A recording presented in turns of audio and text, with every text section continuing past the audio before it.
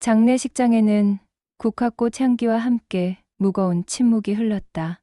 검은 상복을 입은 사람들이 고개를 숙인 채 김태수 씨의 영정사진 앞에 조용히 인사를 올렸다.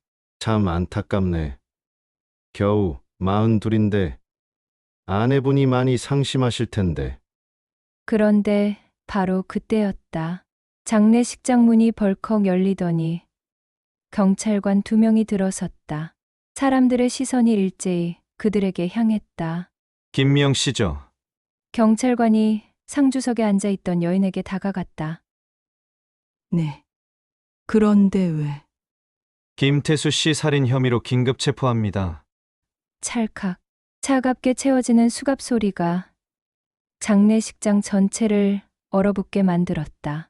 미영은 믿을 수 없다는 표정으로 고개를 저었다. 아니에요.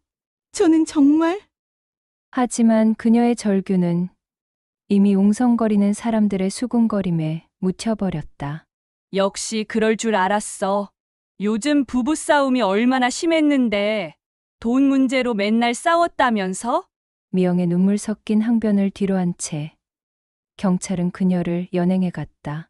남은 조문객들은 충격에 빠진 채 서로를 바라보며 속삭였다. 증거가 너무나 명확합니다. 김 형사가 서류를 넘기며 말했다. 현장에서 발견된 지문, 목격자 진술, 그리고 무엇보다 수사팀 회의실 화이트보드에는 촘촘히 정리된 증거들이 적혀 있었다. 현장 증거 흉기에서 발견된 김미영의 지문, 침실 문 손잡이의 혈흔과 지문 일치 이웃 증언. 그날 밤 부부싸움 소리 들었다. 최근 3개월간 금융기관 대출 연체 남편의 생명보험금 5억 원. 지난주 이혼상담소 방문 기록. 박 형사가 고개를 끄덕였다. 게다가 알리바이도 없어요. 사건 당일 밤 집에 혼자 있었다고 하는데 이를 증명할 사람이 아무도 없습니다. 부검 결과는 어때? 사망 시간은 밤 11시경. 미영 씨가 평소 잠들 시간이죠. 흉기는 부엌칼이고 한 번에 심장을 정확히 찔렀습니다. 완벽한 계획 살인이군. 모든 증거가 한 사람을 가리키고 있었다. 김미영. 돈에 쪼들리던 아내가 보험금을 노리고 남편을 살해했다는 시나리오가 의심의 여지 없이 완성되어 있었다. 이런 사건은 보통 가족 내 범행이 90%예요. 더 조사할 것도 없겠네.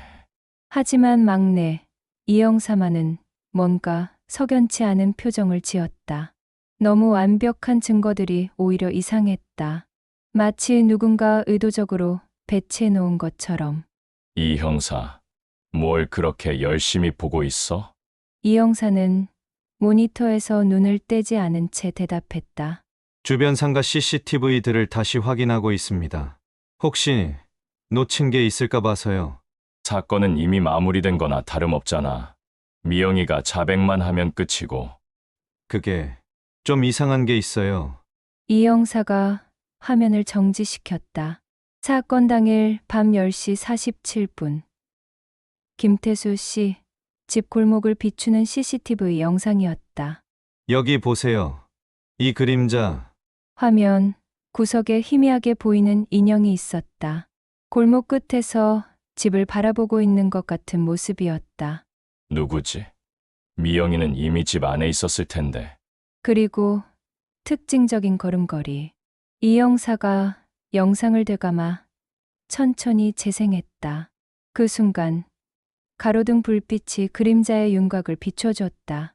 작은 체구, 곱슬머리 이거. 혹시 김 형사가 숨을 멈췄다. 김태수 씨 어머니 아닌가요? 둘은 서로를 바라봤다. 왜 시어머니가 그 시간에 그곳에 있었을까? 아들이 죽기 바로 13분 전에. 어머니께 연락해봐야겠어요. 잠깐, 그 전에. 김 형사가 다른 파일을 뒤적였다. 어머니 알리바이 확인했나? 당연히 집에 계셨다고 했죠. 그런데 이 형사의 손이 떨리기 시작했다. 완벽했던 퍼즐에 예상치 못한 조각이 끼어들어 전체 그림을 흔들고 있었다. 이거 정말 단순한 부부싸움 살인이 맞나요? 침묵이 흘렀다. 그리고 둘 다 같은 생각을 했다. 지금까지의 모든 것이 틀렸을지도 모른다는 섬뜩한 가능성을. 어머니, 죄송하지만 몇 가지 여쭤볼 게 있습니다. 김태수의 어머니 박영자는 찻잔을 내려놓으며 차분히 대답했다. 무엇이든 물어보세요. 우리 며느리가 억울하게 잡혀갔다니 사건 당일 밤 어디 계셨는지 다시 한번 확인하고 싶어서요. 집에 있었다고 했잖아요. 혈압약 먹고 일찍 잠들었다고. 이 형사가 태블릿을 꺼내 CCTV 영상을 보여줬다. 화면 속 희미한 그림자가 나타나자 박영자의 표정이 미묘하게 변했다. 이분이 어머니 아닌가요? 잠시 침묵이 흘렀다. 박영자는 찻잔을 다시 들었다가 내려놓기를 반복했다. 그리고 마침내 입을 열었다. 네. 저예요. 왜 그 시간에 그곳에 계셨습니까?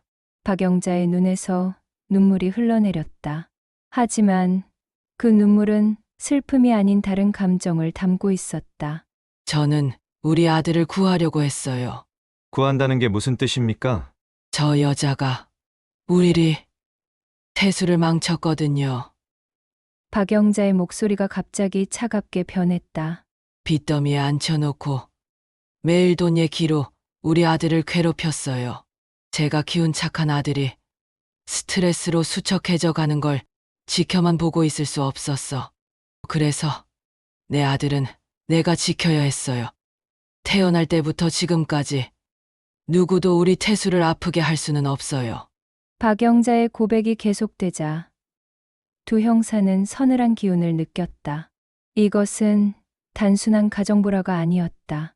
모성애라는 이름으로 포장된 훨씬 더 어두운 무언가였다. 그럼 어머니께서 직접 김 형사가 조심스럽게 물었다. 박영자가 고개를 저었다. 그리고 예상치 못한 말을 꺼냈다. 아니에요. 제가 죽인 게 아니라 태수가 저에게 부탁했어요. 부탁이라고요? 우리 아들이 췌장암 말기였거든요. 박영자의 목소리가 떨렸다. 3개월 전에 진단받았어요. 의사가 길어야 6개월이라고 했죠.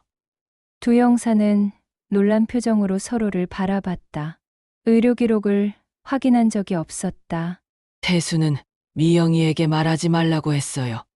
빚 때문에 이미 힘들어하는데 병원비 걱정까지 시키고 싶지 않다고. 박영자가 핸드백에서 손편지 한 장을 꺼냈다. 이걸 보세요. 태수가 저에게 쓴 마지막 편지예요. 편지에는 떨리는 글씨로 이렇게 적혀 있었다. 엄마, 더 이상 고통스럽게 살고 싶지 않아요. 미영이가 보는 앞에서 서서히 죽어가는 모습을 보여주기도 싫고, 엄마가 도와주세요. 제발. 태수는 자신이 죽으면 보험금으로 미영이가 빚을 갚고 새 출발할 수 있다고 했어요. 그런데 자살하면 보험금이 안 나오잖아요. 김 형사가 충격에 빠진 채 물었다. 그래서 어머니가 네, 아들의 마지막 부탁을 들어줬어요.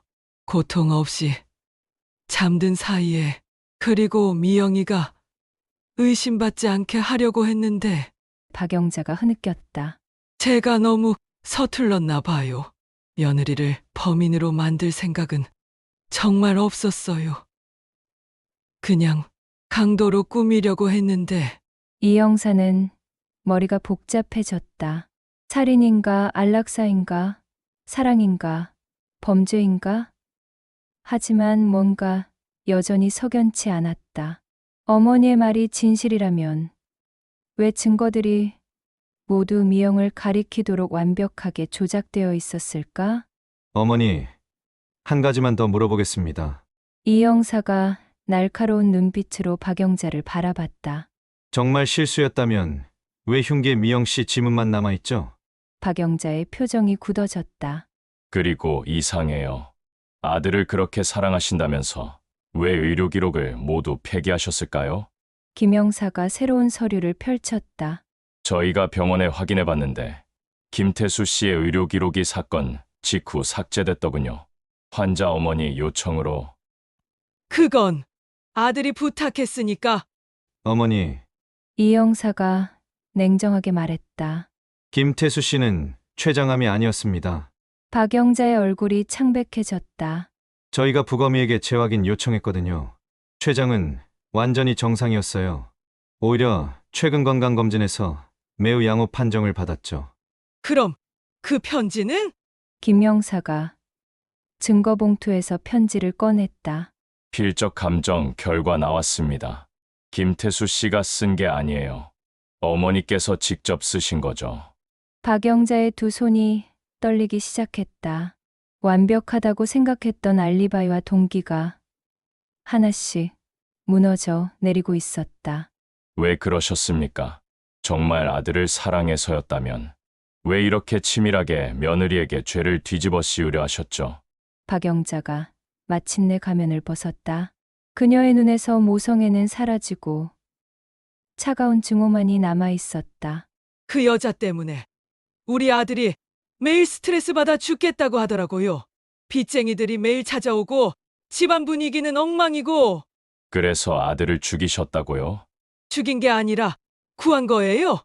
박영자가 소리쳤다. 저 여자와 살면서 매일 고생하느니 차라리. 그리고 저 여자도 감옥에 보내서 우리 가족을 더 이상 괴롭히지 못하게 하려고. 진실이 드러났다. 모정이 아닌 증오였다. 아들을 구한다는 명분으로 아들을 죽이고 며느리까지 파멸시키려 한 끔찍한 계획이었다. 6개월 후 김미영은 무죄 판결을 받고 석방되었다. 하지만 그녀의 삶은 이미 산산조각이 나 있었다. 미영아, 힘내. 친구가 위로의 말을 건넸지만 미영은 허공을 바라보며 중얼거렸다. 내가 좀 더 태수를 이해해줬다면, 시어머니와 좀 더 잘 지냈다면. 사람들의 시선은 여전히 차갑했다. 비록 법정에서는 무죄를 받았지만 세상은 그녀를 한때 살인 용의자였던 여자로 기억했다. 직장에서는 해고당했고 친구들은 하나둘 연락을 끊었다. 그리고 매주 수요일 교도소 면회실. 잘 지내고 있나 보네. 유리창 너머로 박영자가 차갑게 웃었다. 예상대로야. 왜 이렇게까지 하셨어요? 내가 우리 가족에게 무슨 짓을 했는지 알고 있으니까. 박영자의 눈에는 후회가 전혀 없었다. 내 아들을 빼앗아간 내가 행복하게 사는 걸 볼 수는 없었어. 하지만 태수는 저를 사랑했어요. 사랑? 박영자가 비웃었다. 그 애는 나에게 돌아오고 싶어 했어. 내가 없었다면 얼마나 평화로웠을 텐데. 미영의 눈에서 눈물이 흘러내렸다. 남편을 잃었고 명예도 잃었고 이제는 정신마저 무너져가고 있었다. 내가 원했던 건 이거야. 박영자가 마지막으로 속삭였다. 내가 남은 평생 죄책감에 시달리면서 내 아들을 빼앗았다는 걸 후회하며 살아가는 거. 면회가 끝나고 미영은 교도소를 나섰다. 하지만 그녀는 알고 있었다. 진짜 감옥은 바로 이곳, 바깥 세상이라는 것을. 그리고 박영자가 설계한 이 저주는 영원히 끝나지 않을 것이라는 것을. 가장 무서운 살인은 칼로 목숨을 끊는 것이 아니라 영혼을 조금씩 갉아먹는 것이다.